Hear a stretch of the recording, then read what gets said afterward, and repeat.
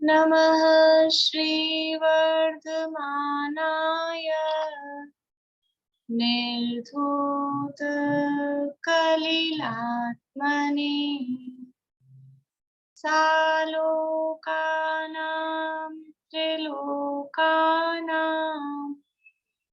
यद्विद्यादर्पणायते यद्विद्यादर्पणायते सकल पापमल प्रक्षालक श्री वर्धमान को करुण नमन लोकालोक प्रकाशित करन जिनकी विद्या है दर्पण जिनकी विद्या है दर्पण।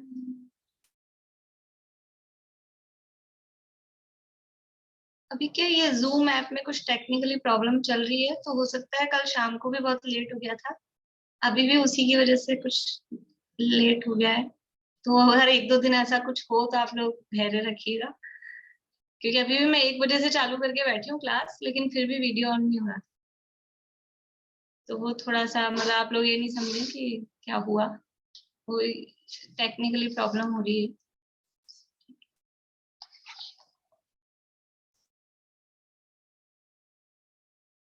सूत्र सुनाने किसी को? सूत्र नहीं बाबा, श्लोक।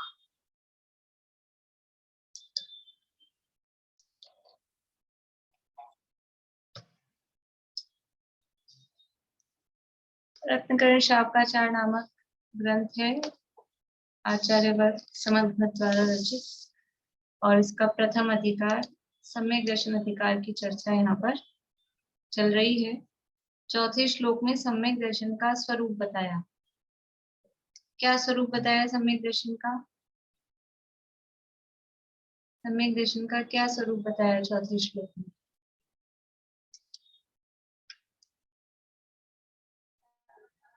परमार्थानां माप्तागम तपोवतां त्रिमूढापोढमस्तांगं सम्यक् दर्शनमश्मय। अर्थ बताइए। सम्यक दर्शन आठ गुणों से सहित, 8 मत से रहित, 3 मूर्ताओं से रहित है। बस परमार्थानां ये सम्यक दर्शन क्या हुआ?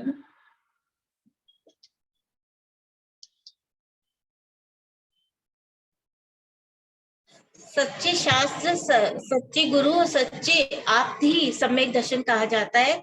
जो और मतलब किंतु आसक्ति, आप्त, आगम और गुरु का शब्दांत सम्यक दर्शन नहीं है। और मतलब सम्यक दर्शन तीन मूर्ता रहित, 8 अंगों सहित और 8 मत रहित होता है। बढ़िया। आपका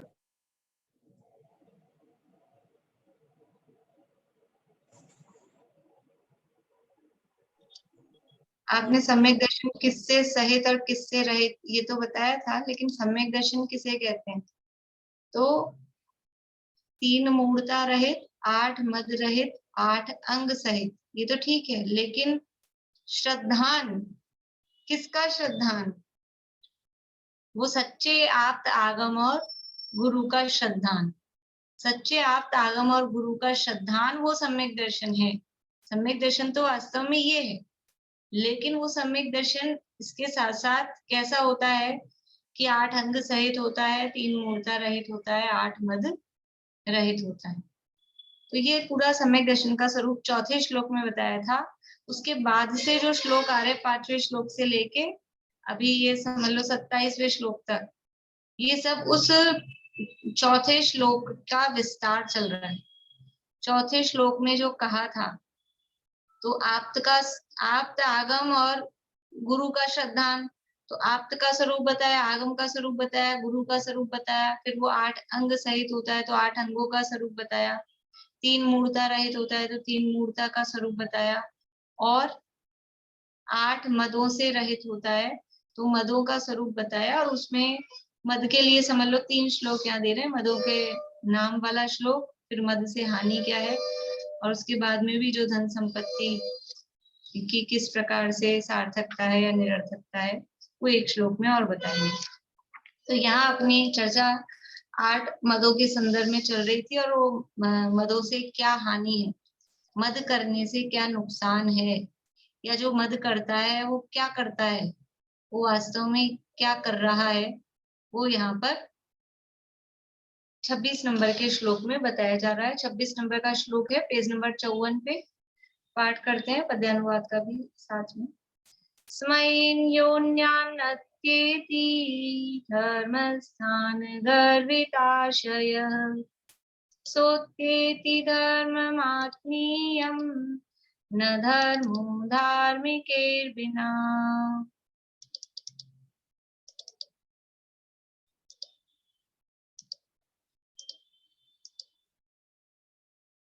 मद से गर्वित पुरुष करे जो साधर्मी जन का अपमान, वह स्वधर्म को करे तिरस्कृत, धर्मी बिन नहीं धर्म सुजान।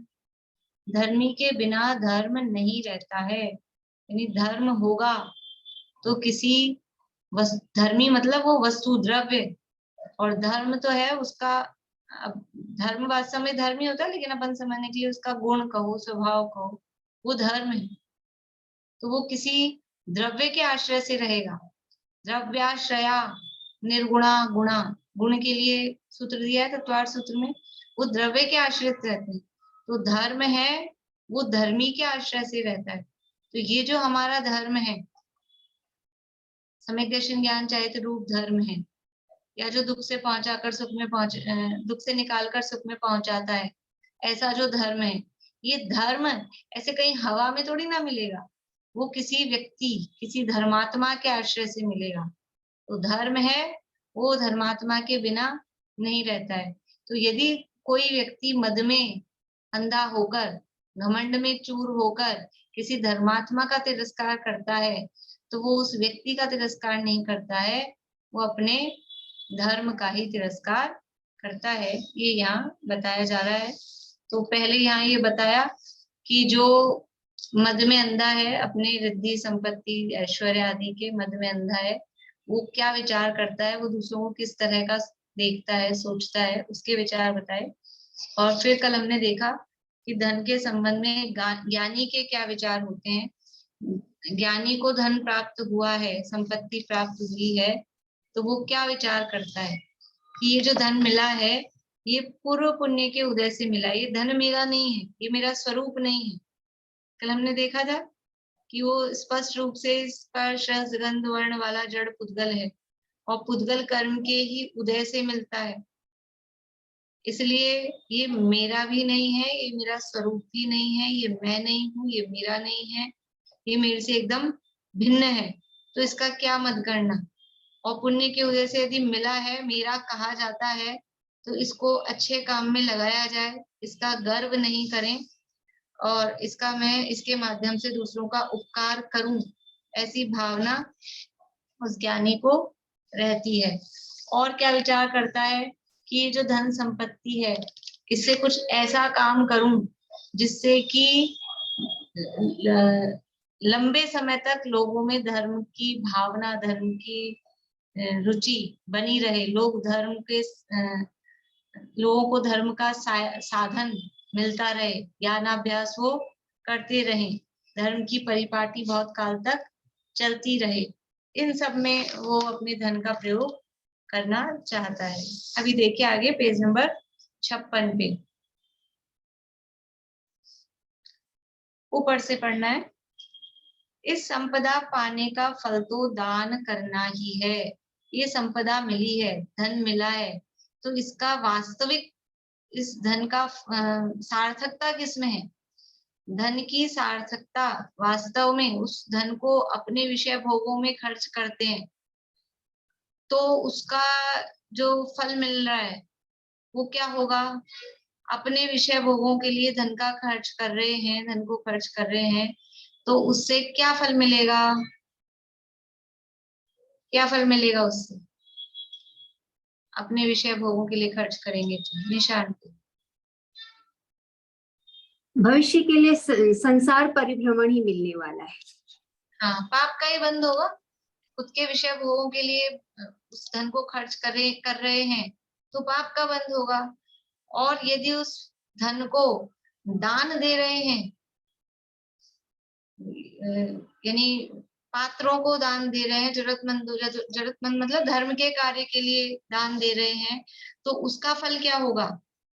यदि अपने धन को पात्रों के लिए, धर्म के लिए दान दे रहे हैं तो उसका फल क्या होगा? बोलिए निशी जी। यदि हम धन को पात्रों के दान के लिए यूज कर रहे हैं तो उसका फल हमें पुण्य फल मिलेगा, और अगले जन्म में भी, अगले भाव में भी हमें धन मिलेगा। बहुत बढ़िया। यदि हम उसका दान दे रहे हैं तो उसका फल पुण्य की प्राप्ति, और वो पंडित ही तो वधी, पंडित लोगों के द्वारा इस भाव में भी प्रशंसा होगी, इस भाव में भी अच्छा होगा, और अगले भाव में भी वो पुण्य के माध्यम से हमको फिर से ये साधन, ये धर्म के साधन फिर से मिलेंगे। इसलिए कह रहे हैं संपदा पाने का फल क्या है? वास्तविक फल जो अपने लिए हितकारी हो, वो तो दान करना ही है।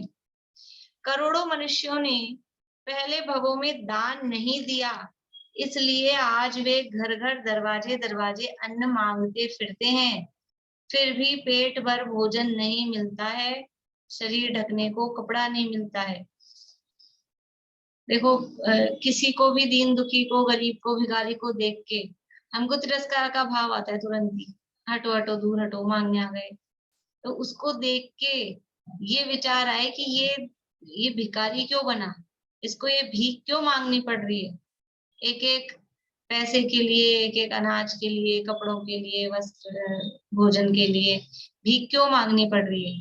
कि इसने कभी किसी को दान नहीं दिया होगा पिछले भाव में। मुझे ध्यान नहीं आ रहा, बड़े पंडित जी साहब की कोई रचना है, उसमें ऐसे शब्द हैं, वो शब्द भी प्रॉपर एक ख्याल नहीं आ रहा, लेकिन यही इसी तरह की लाइन है कि कंजूसी का फल दिखाते भिखारी, ऐसा कुछ उसमें लाइन है, किसी को ध्यान हो। बड़े पंडित साहब का ही कोई है, उसमें ये लाइन आती है इस तरह की कि ये जो भिखारी है, वो भिखारी क्या हमको समझ लो शिक्षा दे रहा है कि ये कंजूसी का फल, ये देख लो, मुझे देख लो कि मैंने पिछले भाव में कंजूसी की थी, कंजूसी मतलब दान आदि नहीं दिए, तो उसका फल ये है कि आज मुझे भिखारी बनना पड़ रहा है। हाँ, कुछ कह रहे हैं कविता जी? हाँ, मैं ये पूछ रही थी, ये तो हमें पता ही नहीं चलता कि कौन भिखारी है कौन है। अभी न्यूज़पेपर में आया था कि वो तो इतना करोड़पति है भिखारी, तो हमें तो पता ही नहीं कैसे दान दे और कैसे क्या करें। तो सामान्य बात चल रही है, वो कोई ऐसे होते हैं, वो अलग बात है, लेकिन आया, मान लो एक्चुअल में भिखारी है कि नहीं है, लेकिन आया तो भिखारी बन के ही है ना, अपने पास तो मांग नहीं आ रहा है ना, मान लो अपने पास तो मांग नहीं आ रहा है ना। जो अपन रेड लाइट पे खड़े होते हैं तो आते हैं, बच्चे आते हैं, स्त्रियां आती हैं और दिखते हैं, सड़कों पे आप देखो सोते हुए दिखेंगे, जिनके घर नहीं होते हैं ऐसे ही सड़क पे सो रहे हैं, वहीं कहीं खाना बना रहे, कहीं अपन निकलो ना बाय रोड कहीं, तो बहुत इस तरह की, कहीं स्लम एरिया होता है, कच्ची झुग्गी झोपड़ियां होती हैं, वहां पे दिखते हैं। रेड लाइट पे तो सब मिलते ही हैं, दिखते ही हैं। अब एक्चुअल में वो क्या है, वो तो वो अलग बात है, लेकिन हम तो अपने भाव कर सकते हैं ना, हम तो वैराग्य उत्पन्न कर सकते हैं ना, हम तो उसका मतलब उसको भी देख के हम अपने परिणामों में विशुद्धता और वैराग्य की उत्पत्ति वो हम कर सकते हैं। तो हम, एक तो ये भी भाव आता है भिखारी को देख के, ये भाव है, आ जाते हैं, नाटक करते हैं, कुछ ही नहीं है, खूब पैसा होता है इनके पास, तो ये तो जबरदस्ती आ जाते हैं, अपन ये भी विचार कर सकते हैं। अब अपने को देना नहीं देना वो एक अलग मैटर है, लेकिन हम विचार ये भी तो कर सकते हैं कि आज इनको दर दर भीख मांगनी पड़ रही है, तो इसका ये कैसे परिणामों का फल है, इसने पूर्व में क्या किया होगा, कुछ तो किया होगा, तब तो ये ऐसा, हम गाड़ी में बैठे और इसको भीख मांगनी पड़ रही है, तो कुछ तो अंतर है। किसका अंतर है? कि ये पिछले जन्मों में किए गए कर्मों का अंतर है। तो जो पिछले जन्म में कृपणता पूर्वक, कंजूसी पूर्वक रहा, अपने धन को दिया नहीं, निकाला नहीं, दान दिया नहीं, तो क्या होता है, वो धन इकट्ठा कर करके रखा, दिया नहीं, खुद ने भोगा नहीं, और फिर क्या हुआ, अगले भाव में थोड़ा वो आ जाएगा, फॉरवर्ड, कैरी फॉरवर्ड, इधर से उधर चला जाए, वो तो होने वाला है नहीं। और उल्टा क्या हुआ, अगले भाव में भिखारी और बन गए कि तुम कंजूसी का से रहते थे ना, अब लो दर दर भीख मांगो, तो उसका फल उल्टा। और इसलिए ज्ञानी तो ये सोचता है कि यदि पुण्य के उदय से धन मिला है तो जितना आवश्यकता है, जरूरत की जो है, उसमें काम में लेके अधिक से अधिक ये दूसरों के काम आए, ये सही जगह पे लगे, धर्म का इससे प्रचार प्रसार हो, धर्मात्मा लोगों को इससे हम कुछ अनुकूलताएं दे सकें, वो इसका फल समझते हैं। इस संपदा पाने का फल तो दान करना ही है। करोड़ों मनुष्यों ने पहले भवों में दान नहीं दिया, इसलिए आज वे घर घर, दरवाजे दरवाजे अन्न मांगते फिरते हैं, फिर भी पेट भर भोजन नहीं मिलता है, शरीर ढकने को कपड़ा नहीं मिलता है, दीन दरिद्री होकर दूसरों की झूठन की आशा करते फिरते हैं।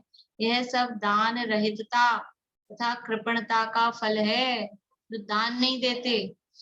कितने कितने लोग हैं दुनिया में, समझ लो कि जिनकी मतलब कितनी कितनी अरबों अरबों की, खरबों की संपत्ति है, लेकिन दान नहीं, अपने अपने भोगों ही भोगों में, अपने घर महल जैसे, और अपने घर में सब सारी चीजें, सब सुविधाएं, वो सब, लेकिन दान नहीं दिया जाता है। तो ये दान रहितता। और कुछ ऐसे हैं जिनके पास खूब है, लेकिन वो तो ना तो खुद भोगते हैं ना दान भी देते हैं, वो कृपणता, कंजूसाई। ये सब किसका फल है, दान रहितता तथा कृपणता का फल है। देखो मनुष्यों में भी ऐसे खूब दिखते हैं, रेलवे स्टेशन पे जाओ, मतलब ये जो कुछ जगह होती है ना, वहां मिलेंगे ऐसे वैरागी के स्थान, रेलवे स्टेशन पे दिखेंगे, बस स्टैंड वगैरह हो, हर शहर में कहीं ना कहीं इस तरह के कुछ ना कुछ एरिया होते हैं, रेड लाइट्स पे दिख जाएंगे, हॉस्पिटल्स के बाहर दिख जाएंगे आपको, और ये अन्य मतों के मंदिर होते हैं उनके बाहर दिख जाएंगे इस तरह के लोग। ये सब ऐसा, तो ये क्यों ऐसे हो गए, तो उनसे हमको वो, ऐसा भी एक वाक्य चलता है, भिखारी भीख नहीं मांगता, वो सीख बांटता है।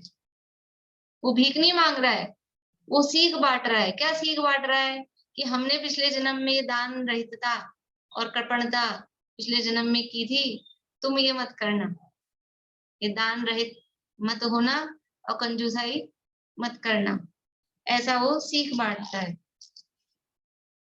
मनुष्यों व पशुओं की सेवा करना दासपना करता है तो भी पेट नहीं भर पाता। दान किए बिना मुझे आगामी काल में संपत्ति नहीं प्राप्त होगी। लेकिन कोई ये सोच के कि चलो इस भाव में तो अपन भोग नहीं पाएंगे, तो दान दो और दान दे के फिर अगले भाव में संपत्ति मिलेगी, यदि मन में ये भावना है तो वो तो फिर ऐसा है ना, जो मांगे उससे भागे और जो त्यागे उसके आगे। यदि हम ये चाह रख के हम दान आदि दे रहे हैं, पूजन भक्ति आदि कर रहे हैं कि फिर अपने को पुण्य बंधेगा तो अगले भाव में पुण्य, ये संपत्ति वगैरह मिलेगी, अगर अंदर ये इच्छा रख के ही हम ये सब दान पुण्य कर रहे हैं, तो उससे पुण्य कदाचित बंधेगा भी तो वो हल्का ही बंधेगा, कोई हीन जाति का ही बंधेगा, या तो बंधेगा ही नहीं अगर बहुत ही अधिक उसकी लालसा है तो, और बंधेगा तो बहुत हीन जाति का बंधेगा। तो ये तो हम ये भावना लाके कि हमको मिली है, पुण्य के उदय से मिली है, लेकिन हम इसको सार्थक करें, अंदर ये भावना हो दूसरों का भला हो, धर्म की सेवा हो, धर्म की प्रभावना हो, ये भावना रख के, और फिर उससे पुण्य बनता है तो बनता है, क्या करें, ये भावना रख के वो काम करता है तो वास्तव में वो सार्थक होता है। दान किए बिना मुझे आगामी काल में संपत्ति नहीं प्राप्त होगी। दान में, धर्म के स्थानों में धन लगाऊंगा तो ही धन पाना सफल है। यानी अपना धन कब सफल है, कि वो ऐसा कहते भी है, सोचते भी है कि कुछ अच्छे काम में अपना धन लग जाए, अंदर से भी एक अलग ही संतुष्टि और खुशी वो होती है। कोई अच्छे काम में अपना धन लगे, संपदा लगे, तो वो एक अलग प्रसन्नता होती है। लेकिन जिसको नहीं है, जिसको धार्मिक विचार नहीं है, जिसको भोगों में ही रुचि है, विषयासक्त जो है, जो विषयासक्त व्यक्ति है, उसको तो विषय भोगों में आनंद आता है। उसका तो अगर समझ लो अरबों खरबों की संपत्ति है और 1000-2000 रुपए भी उसका अगर दान में जाता है, तो उसको ऐसा लगता है कि मेरा पैसा गया। तो ये तो अंदर की रुचि की बात है। लेकिन वास्तव में एक अलग ही आनंद की प्राप्ति होती है यदि इससे विचार किया जाए। किसी जरूरतमंद को, किसी को दिया जा रहा है जिसको आवश्यकता है, तो वो कितना प्रसन्न होता है। तो उसकी प्रसन्नता देख के खुद प्रसन्न हो, तो वो उसकी सार्थकता होती है। लेकिन अंदर से खुद को ये भाव हो तो हो, नहीं तो खोटे भाव वाले भी जीव होते हैं। मैम जो ये कार्तिक अनुप्रेक्षा की गाता है, जो पूर्ण लक्ष्मी संचदी न यह भूंजदी नहीं देदी पत्तेसु तो अप्पाणम वंचदी बणु तब निफलम तस्य। तो अगर हम लोग भोग भी कर रहे हैं लक्ष्मी का, तो फिर वो जैसे बोल देगा तो भोगो या उसको दान करो, नहीं तो वो मतलब जो ये लक्ष्मी है वो मतलब पत्थर के समान है। तो अगर हम लोग भोग कर रहे हैं, ऐसे मैं पूछ रही हूँ, अगर हम लोग भोग कर रहे हैं तो उसका फिर अगले जन्म में क्या इसका रिजल्ट निकल रहा है? भोग का फल तो पाप ही है। वहां प्रश्न इसी गाथा में नीचे प्रश्न उठाया है, क्या भोगने की प्रेरणा दे रहे हो कि जो नहीं भोगता है? तो आप भोगने की प्रेरणा दे रहे हो, भोगने से तो पाप बंधेगा। तो वहां भोगने की प्रेरणा नहीं, वहां प्रकरण क्या चल रहा है? वहां प्रकरण ये चल रहा है कि आप लक्ष्मी में, धन संपत्ति में आसक्ति रख रहे हो। वहां आसक्ति छुड़ाना प्रयोजन है। तो इसलिए कह रहे हैं कम से कम भोग ही लो। अब तुमने जोड़ी है और तुमको मिली है, तो वो भोगने से आसक्ति कम होती है। आप देखना उस गाथा के नीचे शंका उठाई है और उसमें ये जवाब दिया है कि वो भोगने से आसक्ति तो कम हुई। तो यहाँ हमारा आसक्ति कम करना प्रयोजन है कि आसक्ति जो धन के प्रति ऐसे आसक्ति है ना, छूट नहीं जाए, तो वो आसक्ति के कारण मर के वो सांप बन जाता है फिर उसी में। इसलिए वहां आसक्ति छुड़ा रहे हैं, भोगने की प्रेरणा नहीं दे रहे। भोगने की प्रेरणा नहीं है, वो तो सब छोड़ छोड़ के तीर्थंकर सब मुनि बने हैं, दीक्षा ली है।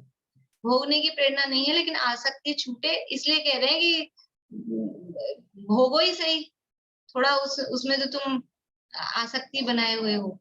ये उसमें ये उद्देश्य है उस गाथा का मात्र। तो भोगने का फल तो पाप ही। आप फल पूछो ना, हम जो भोग रहे हैं तो अपने भोग के लिए लगा रहे हैं, तो वो भोगने का फल तो पाप ही है। लेकिन हमारी आसक्ति कितनी है वो एक अलग है। सब चीजें अलग अलग चलती है। लेकिन हम केवल ठीक है, आपने कहा भोगो और आसक्ति कम करो, तो अपने भोग ही भोग के लिए लगा रहे हैं। इतनी धन संपत्ति है कि अपने अच्छे से सारा भोग की व्यवस्था हो गई, उसके बाद भी सब भरे हैं, खूब संपत्ति है, फिर भी दान देने का भाव नहीं आता है। तो फिर यहाँ कह रहे हैं कि वो भोग के लिए लगाई तो आसक्ति कम हुई, उसका पुण्य लगेगा। लेकिन जो उसको भोग रहे हो, भोगने के भाव का तो पाप ही लगने वाला है ना। भोगने के भाव का कोई पुण्य नहीं लगने वाला है। हाँ, जैसे कल मैंने कहा था, यदि हम उसको अपने धर्म के भोग के लिए उस संपत्ति को काम में ले रहे हैं, धर्म का भोग मतलब हम धर्म साधन के लिए कुछ खर्च कर रहे हैं, हम अपने स्वाध्याय के लिए, मंदिर जाने के लिए, पढ़ने के लिए, उसके लिए हम कुछ साधन जुटा रहे हैं, उसमें हमारा धन पैसा लग रहा है, तो वो समझ लो उसमें पुण्य भाव है, शुभ भाव है, क्योंकि हम धर्म के लिए करना चाह रहे हैं। और देखो वही चीज है, एक कॉपी पेन हम इसलिए खरीदते हैं कि हम बाहर की स्कूल की पढ़ाई करें। एक कॉपी पेन व्यापारी इसलिए खरीदता है कि अपने हिसाब किताब लिख सके। और एक कॉपी पेन हम इसलिए खरीद रहे हैं कि हम अपने नोट्स बना सकें। तो वो खरीदने में पैसा तो वही खर्च हुआ, वो सामग्री वही आई। लेकिन एक जो व्यापारी खरीद रहा है, क्योंकि वो तो अपने व्यापार धंधे के लिए, तो वहां पाप लगेगा। और हमारी क्या भावना है कि हम इसमें अपने नोट्स बनाए, तो वही कॉपी पेन खरीदना वो पुण्य का बंध होगा उसमें। हमने टेबल कुर्सी खरीदी, भोजन करने के लिए डाइनिंग टेबल खरीदी, तो क्या होगा, भोग में ले रहे हैं उसको, पाप का बंध होगा। और हमने टेबल कुर्सी इसलिए खरीदी कि हम बैठ के इस पे स्वाध्याय करेंगे, नीचे नहीं बैठा जा रहा है, चौकी खरीदी, टेबल खरीदी, कुछ भी, तो हमने स्वाध्याय के प्रयोजन से खरीदी है, तो उसका क्या होगा, खरीदी। अब वो उसमें यद्यपि अब उसमें जो माइनर मान लो उस चीज को बनने में जो पाप होता है, लकड़ी लगी है, जो भी है वो अलग है, लेकिन आपके भाव कैसे हैं, उसमें आपके शुभ भाव चल रहे हैं, आपका प्रयोजन शुभ है, स्वाध्याय का प्रयोजन, ठीक है ना। सब में लगाना है ऐसा, और भी चीजें जरूरी है।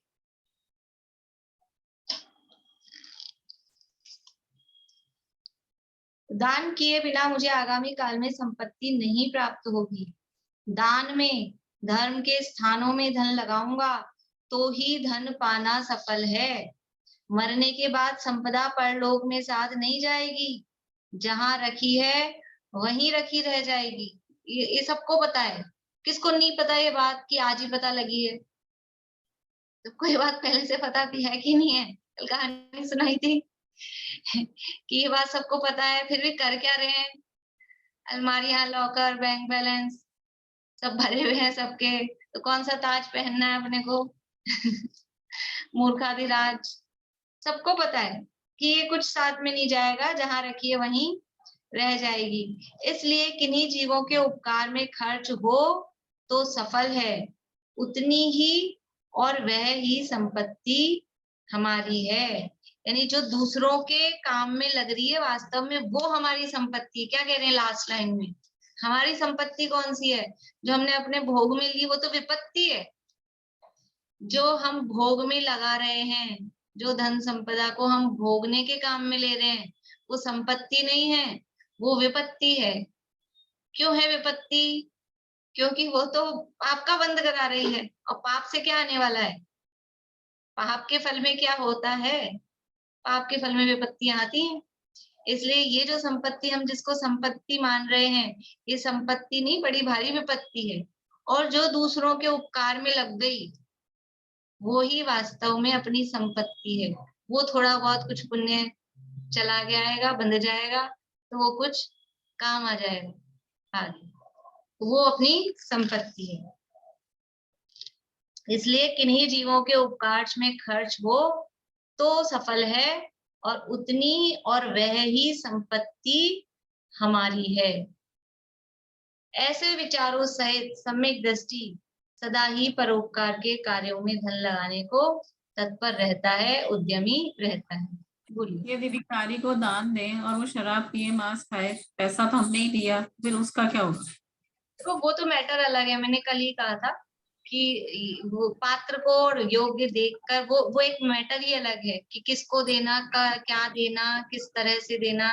वो अपने तत्वार सूत्र में 7वें अध्याय में अंतिम सूत्र है, विधि द्रव्य दात्री पात्र। तो यहाँ भिखारी को दान देने की बात नहीं है यहाँ, तो इसलिए मैंने अभी भी कहा था कि देना नहीं देना वो एक अलग बात है, लेकिन हम विचार तो कर सकते हैं कि भिखारी बना क्यों।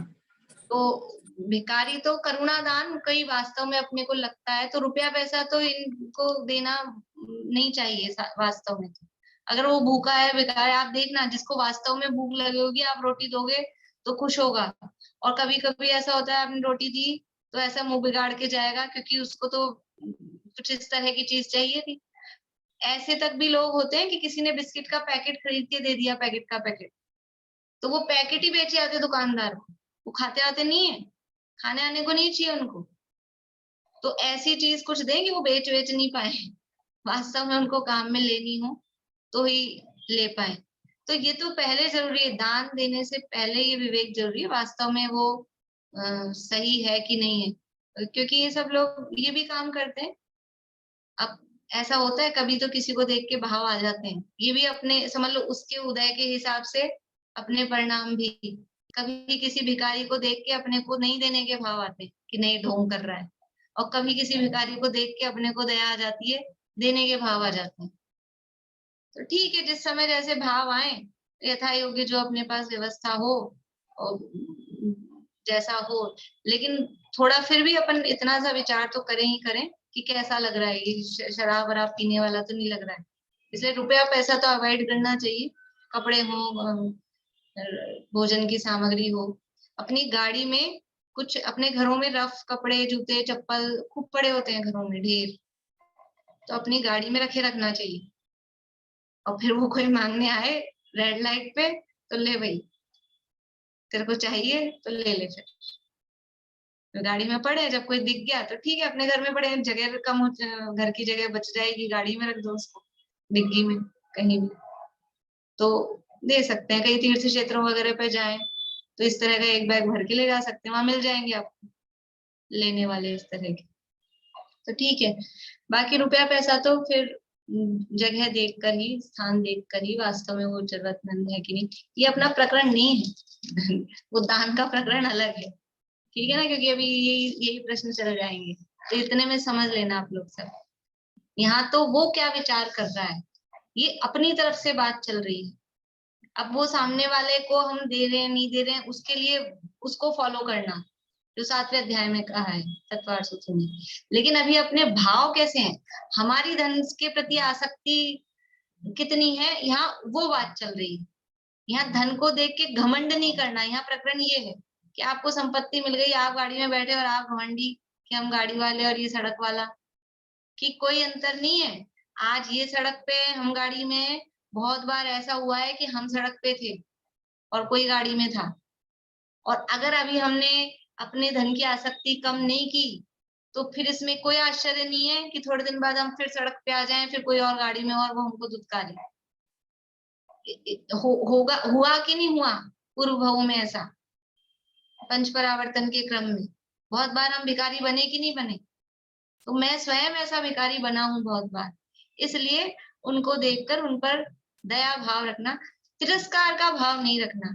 देना है नहीं देना है वो अपना, वो अलग मैटर है, वो हम हमारे आधार पर देंगे, हमको किसको देना है किसको नहीं देना है, लेकिन तिरस्कार का भाव उनके प्रति नहीं रखना कि उनको ये तो वो है। ये सब कर्म के उदय के मारे हैं, ऐसे कर्मों के उदय हमने भी पूर्व में बहुत भोगे, होए तो उसको थोड़ा धर्म की शिक्षा देना, कोई दिखता हो समय हो कि तुमने ये जो काम किए हैं ये किस कारण से किए हैं। देखो शास्त्रों में, पुराणों में कहानी आती है, ये दुर्गंधा वगैरह की जो कहानी आती ना, पूर्व भावों में कोई पाप किए, मुनिराज को समझ लो जहर दे दिया भोजन में, और फिर उसके बाद में क्या हुआ कि नरक में चली गई, फिर कुकरी छुकरी ये पर्याय प्राप्त करती करती फिर मनुष्य बनी, तो स्त्री बनी, और स्त्री बनी तो कैसी बनी कि पूरे शरीर में से दुर्गंध आती थी। तो वो सब लोग बैठे मुनिराज का उपदेश सुन रहे थे जंगल में, तो वो भी दूर कहीं बैठ गई उपदेश सुनने, तो और तो सब दुत्कारते थे, कोई इसके पास बैठता नहीं था, बुलाता नहीं था, ऐसी काली कलूटी गंदी और दुर्गंध आती थी। तो मुनिराज ने दुत्कारा नहीं, मुनिराज ने उसको धर्म का उपदेश दिया। अब मुनिराज सोचते कुछ दे दूं इसको, तो मुनिराज के पास तो कुछ है नहीं, रुपया पैसा धन दौलत, तो उन्होंने उपदेश दिया और फिर उसको वो उपदेश जच गया, समझ में आ गया और उसने उसको फॉलो किया, तो वो सुधरी कि नहीं सुधरी वो आगे उसकी परिस्थितियां। तो इसलिए हो तो किसी को सच्चे धर्म का, सच्चे मार्ग का उपदेश देना वो सबसे बड़ा दान है। धर्म मार्ग में कोई जीव लग जाए, किसी को धर्म मार्ग में लगा देना, इसलिए ज्ञान दान सबसे बड़ा दान कहा है। अभी इसमें आ गया है ज्ञान दान का फल केवल ज्ञान होता है। ज्ञान दान मतलब वो सही मार्ग पर लग जाए जी, खोटे धर्म से निकल के, खोटे कामों से निकल कर। देखिए ये पूरा करना था आज अपने को, 5 मिनट बचे। ऐसे विचारों सहित सम्यक दृष्टि सदा ही परोपकार के कार्यों में धन लगाने को तत्पर रहता है, उद्यमी रहता है। धर्मात्मा पुरुषों के तो यह संपदा ग्रहण करने योग्य ही नहीं है, मोह से अंधा कर देने वाली है, आत्मा को भुला देने वाली है। कि जितनी ज्यादा संपदा होती है उतना उसका मोह रहता है, उतनी उसकी संभाल की और ये चिंता, आत्मकल्याण का समय कहाँ मिलता है, फिर वो आत्मा तो रह जाती है। अपने आत्मा को भुला देने वाली धर्मात्मा पुरुष तो अधिक ये प्रपंच में पड़ते ही नहीं है। कम से कम जितने कम से कम सामग्री हो, कम से कम प्रपंच हो। देखो वास्तव मतलब अच्छी तो सबको वही लाइफ लगती है, 2 3 4 जोड़ी कपड़े हो, एक कमरा हो, झंझट नहीं हो ज्यादा। जितनी ज्यादा चीजें होती है उतनी ही उसकी संभाल, 1 घर 2 घर 3 घर 4 घर, कितनी मेंटेनेंस, सबका बराबर आप ध्यान नहीं दोगे तो वो कितनी आकुलता के कारण बनते हैं। यहाँ भी जमीन, वहां भी जमीन, यहाँ भी घर, वहां भी घर, फिर इस पे कब्जा किसी ने कर लिया, उसको किसी ने हड़प लिया, फिर इसको सलटारा करा रहे हैं, उसको सलटारा करा रहे हैं, इतने गहने जेवर हैं, फिर कोई चोरी चला गया है। समस्याएं होती है कि नहीं होती है? अब एक ही घर है हमारे पास तो वो बड़ा है, उसमें साफ सफाई की समस्याएं हैं, कपड़े इतने सारे हैं, अब क्या करें। जितना जितना होता है सब भार ही भार है। आप कोई अपने ऊपर नहीं लेना, मेरे को किसी का पता भी नहीं है, मैं तो मेरी ही कह रही हूँ, समझ लो। कोई ऐसा ना सोचे कि मैं किसी को पर्टिकुलर कह रही हूँ, मुझे ज्यादा किसी का पता भी नहीं है क्या है, ठीक है ना। पर दुनिया में होता ही है ना ऐसा, सब होता है। व्यापारियों की एक ये दुकान है, एक ये दुकान है, एक ये फैक्ट्री, एक ये फैक्ट्री, एक यहाँ जॉब, फिर पार्ट टाइम यहाँ जॉब, सब ये सब क्या है? ये सब भार ही है, आकुलता ही उत्पन्न करने वाले हैं। अच्छा तो अपने को उसमें ही लगता है, अच्छा तो उसी में लगता है, लेकिन क्या करें, थोड़ा स्टेटस, थोड़ा समाज, थोड़ा सा अपना ये, उसके चक्कर में फंसे रहते हैं। तो धर्मात्मा पुरुषों के तो संपदा ग्रहण करने योग्य ही नहीं है, मोह से अंधा कर देने वाली है, आत्मा को भुला देने वाली है। सम्यक दृष्टि इसमें अपनापन ही नहीं करता है। देखो, अगर संपदा मिली है, आपके पास संपत्ति है, घर में नौकर चाकर लगे हैं, तो उन नौकर चाकरों का फायदा ये उठाओ कि आप फ्री होके अच्छे से स्वाध्याय कर सको। और पता लगा नौकर चाकर रख लिए 5-5, उन पे आपको हेड वो करनी पड़ रही है, उनकी हेड मास्टरी करनी पड़ रही है कि कुछ काम नहीं कर पाते, कहीं क्लास अटेंड नहीं कर पा रहे, कोई प्रवचन नहीं सुन पा रहे, कहीं शिविर में नहीं जा पा रहे। क्यों नहीं जा पा रहे? इन नौकरों को देखना पड़ता है। तो इन नौकर तुमने अपनी सुविधा के लिए लगाए थे कि इनके लिए तुम लगे हो? तो इस तरह से अब वो संपदा इतनी है, अब नौकर इतने सारे रखे हैं घर में, तो फिर उनको भी तो देखना पड़ेगा, छोड़ के नहीं आ सकते हैं। तो ये सब मतलब अपना आत्म कल्याण जिससे हो सके। संपदा है, कोई बात नहीं, पुण्य के उदय से मिली है तो जबरदस्ती तो हम फेंक के आएंगे नहीं कहीं। मिली है तो मिली है, क्या कर सकते हैं, मिली है, लेकिन हम अपना आत्महित तो करें अच्छे से, उसमें तो काम में लें। सम्यक दृष्टि इसमें अपनापन ही नहीं करता है, किंतु अभी चारित्र मोह का उदय होने से, अभी में बड़ी की मात्रा आनी चाहिए, छोटी छोटी लिखिए। अभी चारित्र मोह का उदय होने से राग तो मिटा नहीं, इसलिए अन्य जीवों के उपकार में अवश्य लगाना। बहुत कष्ट से कमाई है, उसे उत्तम कार्य में लगाना, छोड़कर मर जाने में अपना क्या भला होगा।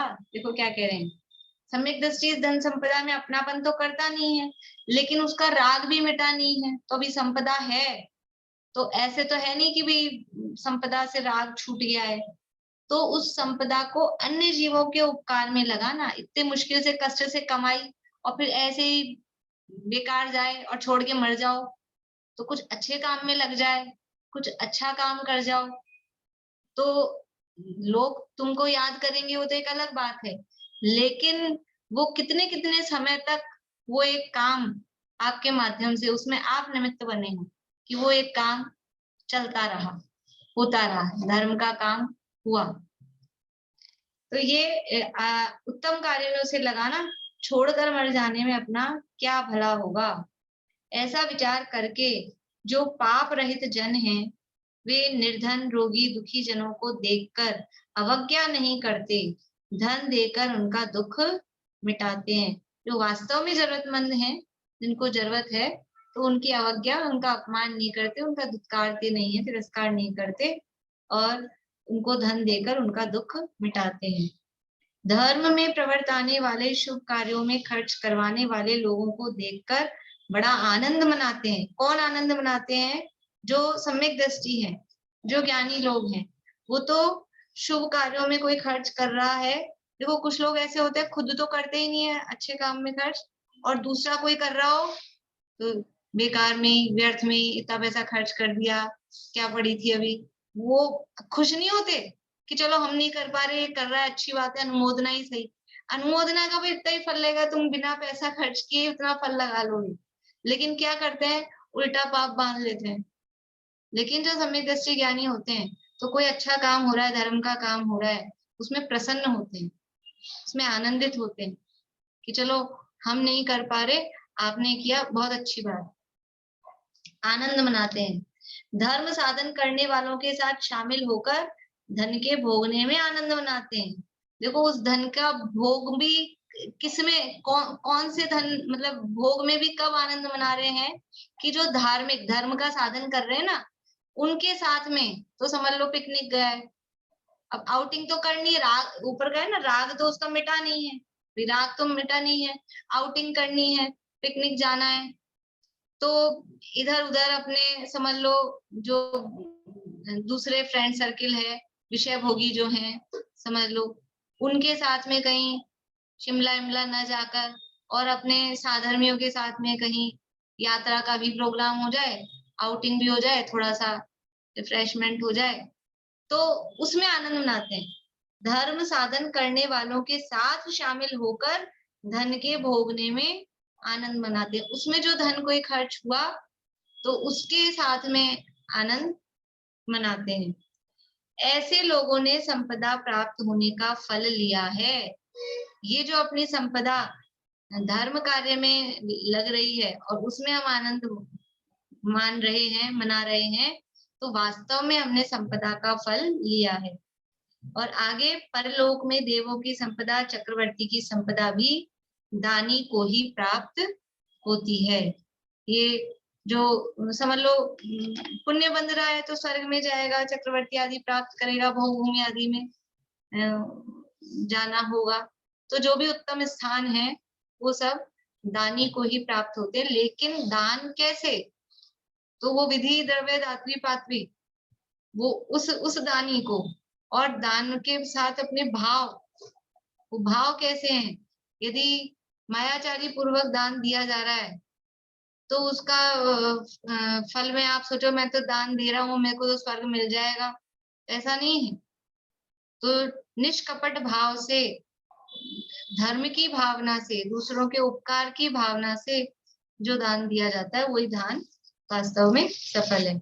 इसमें ये लाइन याद रखना, आप लोग अंडरलाइन कर लेना कि कौन सी है हमारी संपत्ति, कौन सी है कि जो दूसरों के उपकार में खर्च हो वही धन सफल है और वो ही हमारी संपत्ति। तस्सु सहलावे लक्ष्मी उगाता है ना, तो वो वही लक्ष्मी सफल है और वही हमारी है। बाकी जो कुछ है वो तो सब क्या है, वो तो सब विपत्ति है। इस प्रकार से ये ज्ञानी के विचार, संपत्ति के संबंध में ज्ञानी किस प्रकार के विचार रखता है और वो संपत्ति को प्राप्त करके घमंड नहीं करता है, ये यहाँ पर बात की है। हम भी इसी तरह से अपने भाव विशुद्ध रखें, इसी भावना से ये यही पूरा कर।